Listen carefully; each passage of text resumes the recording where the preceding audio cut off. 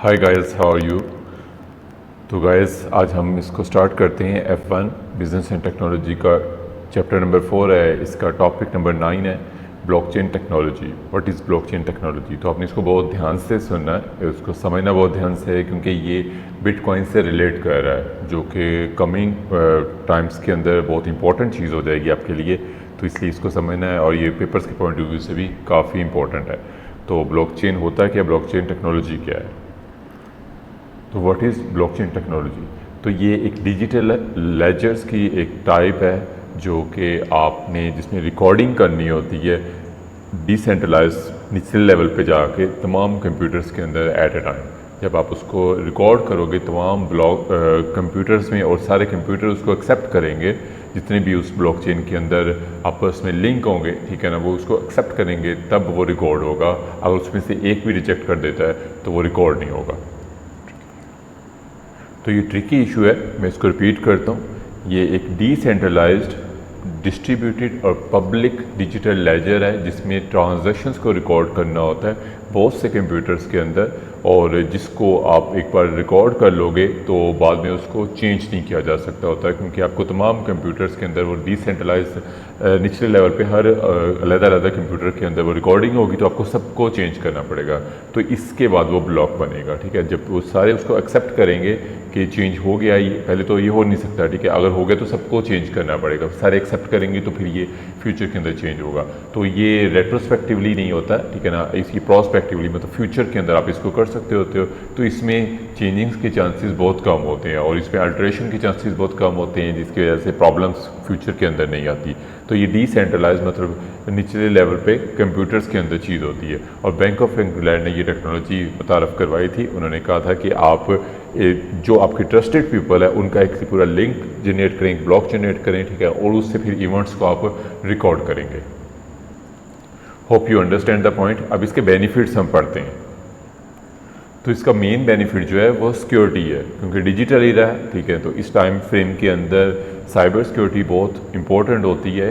ये IT systems आपके risk पे होते हैं, क्योंकि इंटरनेट आपका कनेक्टेड होता है, तो कुछ भी चीज़ें चेंज हो सकती होती हैं, हैकिंग हो सकती होती है। हैक करके जब आप एक बार आपका सिस्टम हैक हो जाए तो उसको बाद में कंट्रोल करना टफ होता है, तो वो उसके बाद उसमें चेंजिंग्स हो सकती होती है, ठीक है। लेकिन अगर ब्लॉकचेन आप यूज़ करोगे, ब्लॉकचेन टेक्नोलॉजी यूज़ करोगे, तो फिर वो चीज़ें चेंज नहीं होती, क्योंकि उसमें जितने आपसे रिलेटेड सिस्टम्स होते हैं वो सबको एट ए टाइम हैक करना पड़ेगा, ठीक है ना, और उसके बाद उनकी एक्सेप्टेंस दरकार होगी, फिर जाके कहीं वो चीज़ें चेंज होगी। तो इसका सबसे पहला बेनिफिट जो है वो सिक्योरिटी है, कि आपका डाटा जो होता है वो सिक्योर रहता है, आपकी ट्रांजैक्शन जो पास्ट में हुई होती है वो सिक्योर रहती हैं, ठीक है ना। और फ्यूचर की ट्रांजैक्शंस के लिए भी तमाम जितने भी आपके ब्लॉक्स के लोग होंगे उनको एक्सेप्टेंस देनी होगी, फिर जाके वो ट्रांजैक्शन होती है। तो एक छोटी सी एग्जांपल लेते हैं जो कि इससे थोड़ा बहुत रिलेट कर रही है। लाइक आपके पास एक क्रेडिट कार्ड कंपनी है, ठीक है ना, वो क्या आप उसका क्रेडिट कार्ड यूज़ कर रहे हो। जब आप यूज़ करते हो तो कंपनी कैसे ये इंश्योर करेगी कि आप ही उसको यूज़ कर रहे हो, वो वैलिड ट्रांजैक्शन है। तो वो सिर्फ उसकी अथोराइजेशन जो रीजनेबल से चेक करती है। उसमें अगर दो या दो से ज़्यादा लोग उसकी एक्सेप्टेंस को चेक करें, फिर उसमें चांसेस को फ्रॉड के चांसेस कम हो सकते होते हैं। तो ब्लॉकचेन यहाँ पे भी यूज़ हो सकता होता है, जब एक से ज़्यादा लोग उस सिस्टम्स के साथ कनेक्टेड हो जहाँ पे क्रेडिट कार्ड यूज़ हो रहा है, और वो उसकी रीज़नेबलनेस को चेक करें, उसको अफर्म करें, उसको कंफर्म करने के बाद फिर एक्सेप्टेंस दे, तो फिर फ्रॉड के चांसेस कम हो जाएंगे।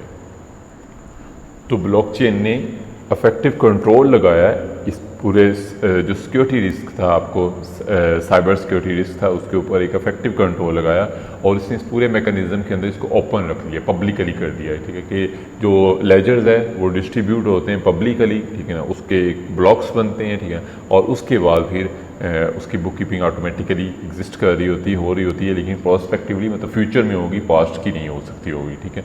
तो ये की फीचर्स ऑफ ब्लॉकचेन के क्या क्या की फीचर्स हैं वो हम इसमें स्टडी करते हैं। अब नेक्स्ट पॉइंट है आपका, ठीक है।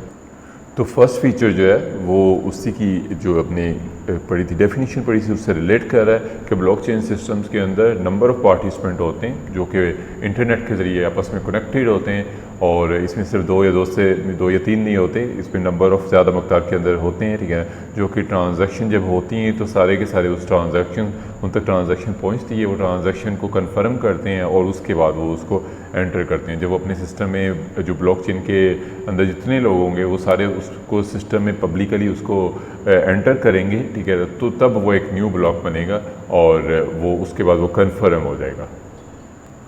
तो ये जो ट्रांजैक्शन होगी, ठीक है ना, ये जितने भी इससे रिलेटेड होंगे बायर सेलर्स वगैरह, बायर और सेलर्स के दरमियान में जब एक ट्रांजैक्शन होगी तो ब्लॉकचेन के लोगों तक ये ट्रांजैक्शन पहुंचेगी, उसमें टाइम होगा, वैल्यू होगी, उसकी डेट होगी, वो एट ए टाइम उन्होंने एक सेम तरीके एट ए टाइम नहीं एक सेम तरीके से उन्होंने उसको अपडेट करना होता है। जब वो सेम तरीके से अपडेट हो जाएगी तो फिर वो एक ब्लॉकचेन का एक पार्ट बन जाएगी, एक नया ब्लॉक बन जाएगी, ठीक है, और उसकी एक पूरी चेन बन जाएगी।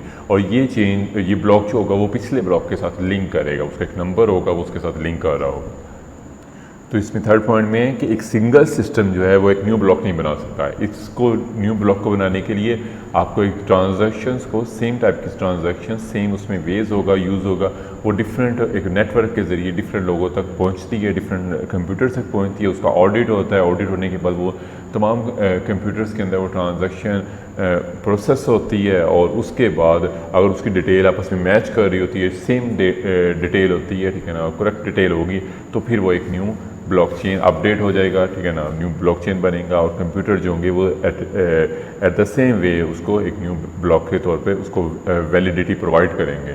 और ये डिसेंट्रलाइज एक पार्ट है, एक डिसेंट्रलाइज नेटवर्क है कंप्यूटर्स का, जो कि एक सिंगल सिस्टम्स इसमें इन्वॉल्व नहीं होता, इसमें नंबर ऑफ़ सिस्टम्स इन्वॉल्व होते हैं जो कि एक न्यू ब्लॉकचेन बना रहे होते हैं। नेक्स्ट फोर्थ पॉइंट इसका है, जो कि इसका लास्ट पॉइंट है।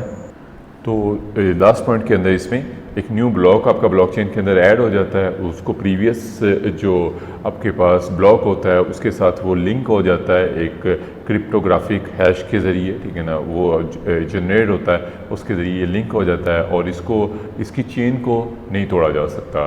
तो ये परमानेंटली उसके बाद रिकॉर्ड होता है और अगर आप इंटेंशनली उसको पास्ट के किसी ब्लॉक को चेंज करने की कोशिश करना चाहें, अल्टर करना चाहें, तो वो आप नहीं कर सकते, क्योंकि उसके लिए तमाम जितने भी उसके के साथ कंप्यूटर्स लिंक है उन सब में वो सेम चेंज लेके आनी पड़ेगी।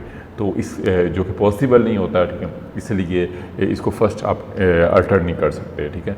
और उसके बाद आपके पास आ जाता है आपके पास ब्लॉकचेन टेक्नोलॉजी जो है वो आपकी साइबर सिक्योरिटी से मेन कंसर्न इसका है। इसमें अगर कोई भी किसी ट्रांजैक्शन के साथ इंटरफेरेंस क्रिएट करना चाहे, कोई ट्रांजैक्शन करना चाहे, इलीगल ट्रांजैक्शन करना चाहे, तो ये जितनी पार्टीज़ होती हैं उसमें से कोई ना कोई उसको रिजेक्ट कर देती है। और अगर एक भी कंप्यूटर उसमें रिजेक्ट कर देता है, डिसएग्रीमेंट हो जाता है, तो ट्रांजैक्शन जो है वो कंप्लीट नहीं होती। तो वहाँ पे आपका साइबर सिक्योरिटी आपके अमल करती है और वहाँ पे आपका जो फ्रॉड्स होने से वो बच जाता है, ठीक है। नेक्स्ट आपके पास आ जाता है बिटकॉइन। तो बिटकॉइन एक डिजिटल करेंसी है जो कि 2009 के अंदर इंट्रोड्यूस हुई थी, और भी कितनी है नंबर्स ऑफ आ गई हुई हैं। एक पाई करेंसी है, एक लाइट कॉइन है, इथीरियम्स हैं, ठीक है, और डिफरेंट करेंसीज आ गई हुई हैं जो कि जिनका फ़िज़िकल वजूद नहीं होता, नो फिज़िकल वर्जन का वजूद नहीं होता। तमाम बिटकॉइन जो होती हैं वो इंटरनेट के ऊपर ट्रांजैक्शन इनकी होती हैं। ये 2009 में स्टार्ट हुई थी और एक पेनी से स्टार्ट हुई थी, बहुत थोड़ी अमाउंट के साथ, ठीक है ना। इसमें ये होता है कि बिटकॉइन जो होता है ये भी डिसेंट्रलाइज्ड है, जिस तरह पहले कह रहे हैं, ठीक है। और इसमें क्या है कि एक्सेप्ट करने वाला और पे करने वाला दोनों आपस में एग्रीमेंट उनका होना ज़रूरी होता है, ठीक है। और ये पीर टू पीर यूज़ होती है पेमेंट देने के लिए, ठीक है ना।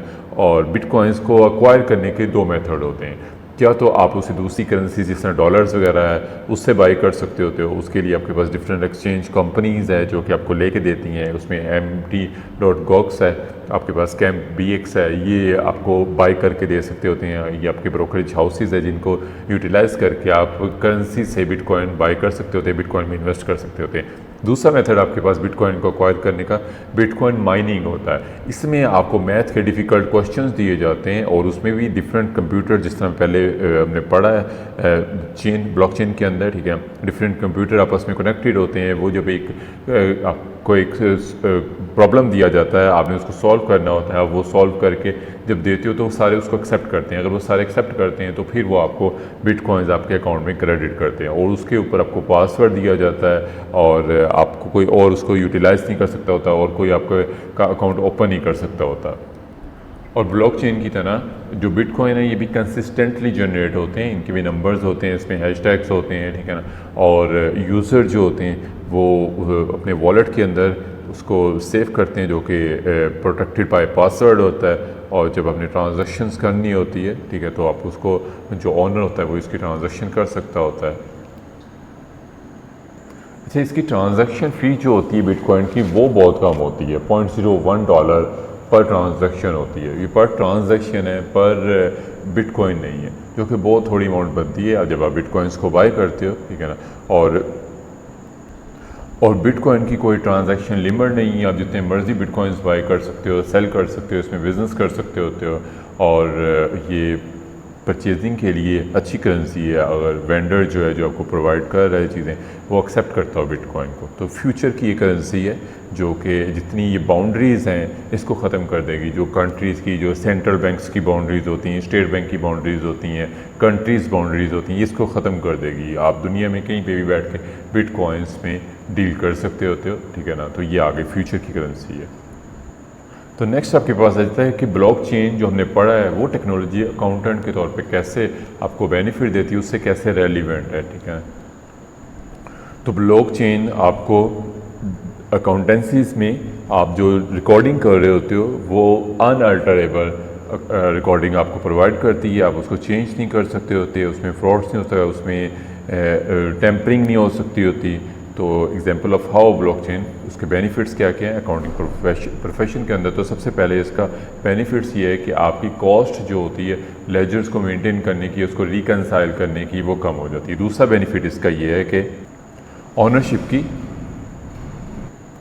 सर्टेनिटी होती है। जो एसेट्स जो है उनकी हिस्ट्री जो है वो चेंज नहीं हो सकती होती, इसलिए ऑनरशिप की सर्टेनिटी होती है। इसी तरह ऑब्लिगेशन जो होते हैं वो भी, उसकी भी सर्टेनिटी होती है, वो भी चेंज नहीं हो सकते। क्या बिज़नेस ऑन कर रहा है, क्या वो ओ कर रहा है, कितने उसने देने, कितने लेने, ये सारा कुछ उसमें होता है, ठीक है। और फ्रीइंग अप टाइम, आपके पास टाइम एक्स्ट्रा होता है। अब आप रिकन्सिलेशंस के ऊपर बार बार नहीं जाते, तो वैल्यूएशंस के ऊपर, प्लानिंग के ऊपर नहीं जाते, ठीक है ना। तो आप जो रिकॉर्ड कीपिंग होती है वो ब्लॉकचेन की जिम्मेदारी हो जाती है। अब आप सिंपली फ्यूचर प्लानिंग कर रहे हो तो ये आपकी रिस्पॉन्सिबिलिटी उसके ऊपर चली जाती है, वैल्यूएशन कर सकते होते हो। तो ये बेनिफिट्स होते हैं। ये थोड़ा ट्रिकी टॉपिक था, तो कमेंट में बताइएगा इसके बारे में। Hope you like the video. Thanks, take care.